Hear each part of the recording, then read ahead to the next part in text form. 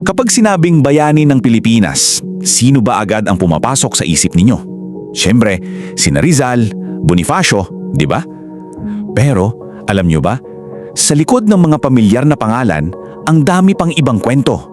Mga kwentong medyo misteryoso, isang halo ng alamat at katotohanan. At ngayon, dadalhin ko kayo sa mga gubat ng Negros. Kasi doon, may isang leader na ang kwento ay yumanig sa dalawang malalaking imperyo. At sa kanya, laging may isang malaking tanong. Siya ba ay isang bayani o isa lang tulisan? Tagapagtanggol ba ng mga naapi o sakit lang ng ulo ng gobyerno? Pero makikita natin, hindi yan ganun kasimple, mas komplikado pa dyan ang sagot. Bago ko pa sabihin ang pangalan niya, isipin niyo muna to ha, isang leader. Galing lang sa liblib na kabundukan pero naging matinding sakit ng ulo hindi lang ng mga Kastila kundi pati na rin ng mga sumunod sa kanilang mga Amerikano. Imagine yung tindi ng impluensya niya. Sige na, kilalanin na natin siya. Ang misteryosong leader na ito na nagmula sa paanan mismo ng bundok Kanlaon ay si Dionisio Magbuelas. Pero mas nakilala siya at kinatakutan sa pangalang Papa Isiong. Ang tanong, paano nangyari yun? Paano ang isang simpleng manggagawa sa bukid ay naging isang kinatakatakot na propeta at leader ng himagsikan? Well, yung pagbabago niya, isinilang yan mula sa lupit ng sistemang dinanas niya mismo. Tingnan nyo to, grabe yung pinagbago niya, no? Sa isang banda, si Dionisio Magbuelas, isang vakero, yan yung tagapag-alaga ng baka sa asyenda. Tapos, biglang naging si Papa Isio, isang propeta, isang babaylan, isang leader rebelde. Hindi to basta palit pangalan lang Ito yung pag-ako niya sa isang bago at mas malaking pagkatao at misyon. So ito yung nangyari. Noong 1880s, nagkaroon ng gulo sa asyenda. Dahil doon, napilitan siyang tumakas at mamundok.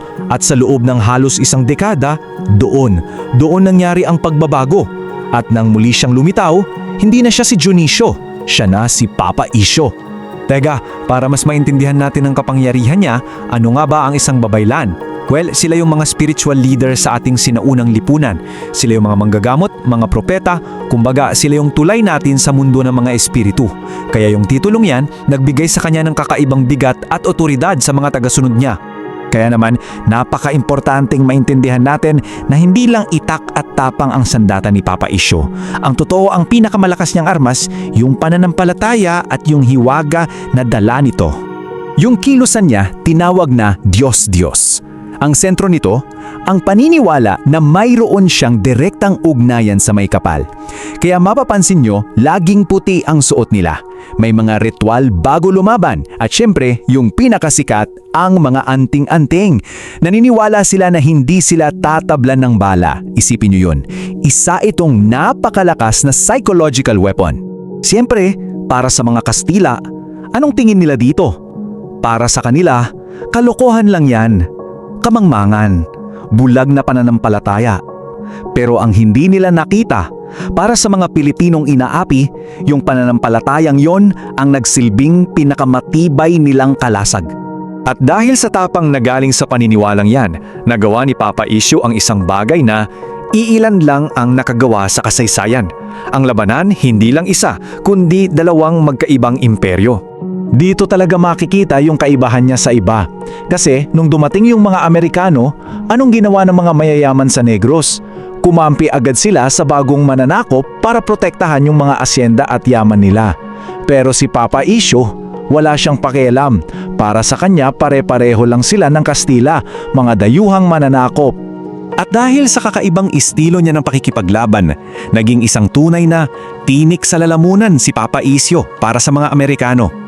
Halos isang dekada siyang hindi nila matalo-talo o masakop. Ano ba yung taktika niya? Purong guerrilla warfare. Simple lang ang formula. Una, mabilis na aatake. Sasalakayin nila yung mga asyenda at kampo. Tapos pangalawa, mas mabilis pa silang magtatago sa masukal na gubat ng Kanlaon.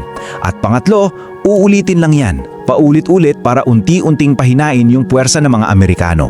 Pero tulad ng lahat ng kwento, ang pakikipagbaka niya ay may katapusan.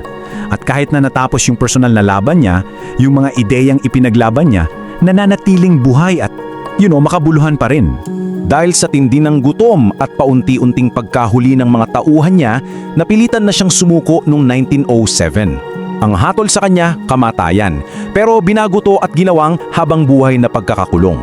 Kahit na pumanaw pa rin siya sa loob ng bilibid, 4 na taon lang ang lumipas. At dito natin makikita yung pinakamahalagang aral.